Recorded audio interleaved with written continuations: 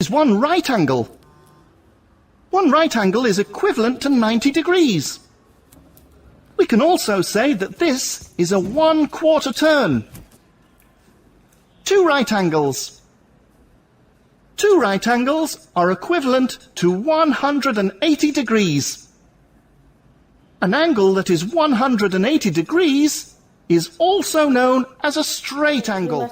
You must be wondering, why is it called 180 degrees? Why is it 180 degrees? Why is a straight angle called a straight angle, and why is a straight angle equals to 180 degrees? So I'm going to show you, it's called a straight angle because it is on a straight line. Very easy, right? It's called a straight angle because it's on a straight line. When Miss Wong is studying, my teacher told me it's called an angle on a straight line. Yeah, so now you have it short form straight angle. So why is it equals to 180 degrees is because you can see it's actually angle on the straight line, or straight angle is actually made up of two right angles. Okay, I'm going to show you in a moment's time how to prove that it is 90 degrees or 90 degrees. Okay, so let's see. So using my ruler, which is also a protractor, let's test the red part here. Yeah, can you see it's 90 degrees? So this is actually 90 degrees. See the purple one, if I measure, is also 90 degrees. So angle on a straight line or straight angle is made up of two right angles. So 90 plus 90 equals to 180 parts, three angles. And they are all right angle. Yeah, so I'm going to color it. Move from here, this line here, it moves to 1/4 turn. 2/4 turn, which is half turn, and then here you have 3/4 turn, and you stop here. Okay, you stop here. So this is a 3/4 turn, and it's made up of three right angles. So it's 90 degrees, 90 degrees, and last one 90 degrees. So you can take 3 times 90 degrees, or 90 degrees plus 90 degrees plus 90 degrees equals to 270 degrees. Okay, now we're going to look at a complete turn, one complete turn. Why is it 360 degrees? So if you look at it, okay, maybe if this one start from here again, okay? So from here, I go to here, this is 1/4 turn. Done. From here, you go downwards again. This is 2/4 turns, which is, if you reduce it, you get half turn. Okay? And from here to here, you get 3/4 turn. And the last one, from here to go back to the original place, this is 4/4 turn, which is equals to 1 whole turn. Okay, for 4/4. 4/4 is 1 whole. So it's made up of One right angle, two right angles, three right angles, and four right angles. Okay, so you can take 4 times 90 degrees, 360, or you can take 90 degrees plus 90 degrees plus 90 degrees plus 90 degrees, because there are four 90 degrees, 4 right angles. So you also get 360 degrees. So if you turn 1 whole turn, you can try this at home by yourself, like a ballerina, you turn 1 turn, you actually turn a total of 360 degrees.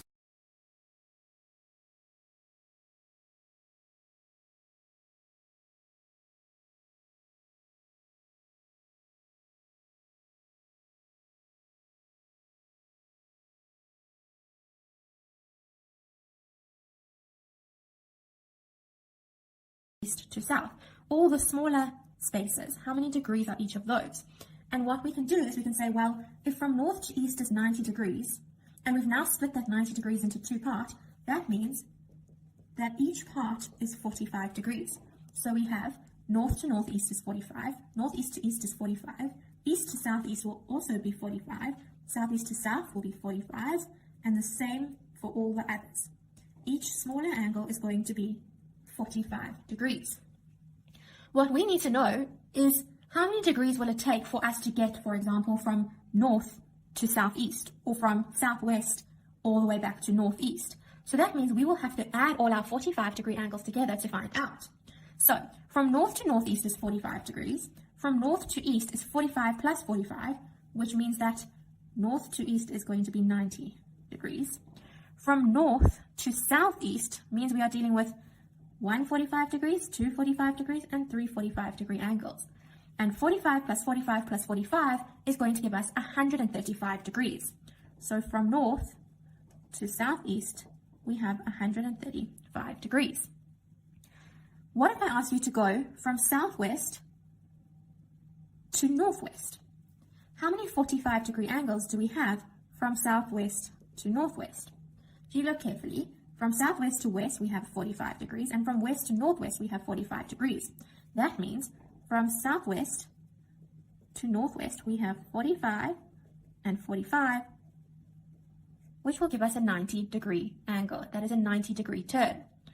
That is if we are working clockwise. Over here, you can see my clockwise direction, which moves in the same direction as a clock. If we are working anti-clockwise, that would mean I would ask you to go in the opposite direction. For example, how many degrees anti-clockwise does it take to get from north to west? It is still going to be 45 and 45, so it will still be 90 degrees. We are just working in an anti-clockwise direction. How many degrees will it take to get from northwest to southeast? If you look at it, northwest to southeast is actually a straight line, and that means that it would take 180 degrees because a straight line is 180 degrees. Or you could work it out by saying from northwest we have 45 plus 45 plus 45 plus 45 until we get to southeast. And if you add those four numbers together,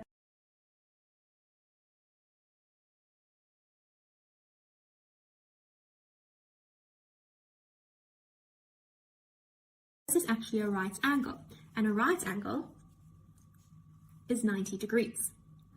In example B, we have 1, 2, 3 right angles, which makes it a 3/4 turn. So to find out how many degrees a 3/4 turn is, all you have to do is you have to say, well, if this is 90 and this is 90 and this is 90, what are the 3 90 degrees added together going to equal? And then you can put your answer over there. If we look at the second question, it says, if you are facing north, so you are facing north, if this is me over here and I'm facing north, what is the angle in degrees that you will turn through in an anti-clockwise direction to face A, B, C, D, E, F, G, and H?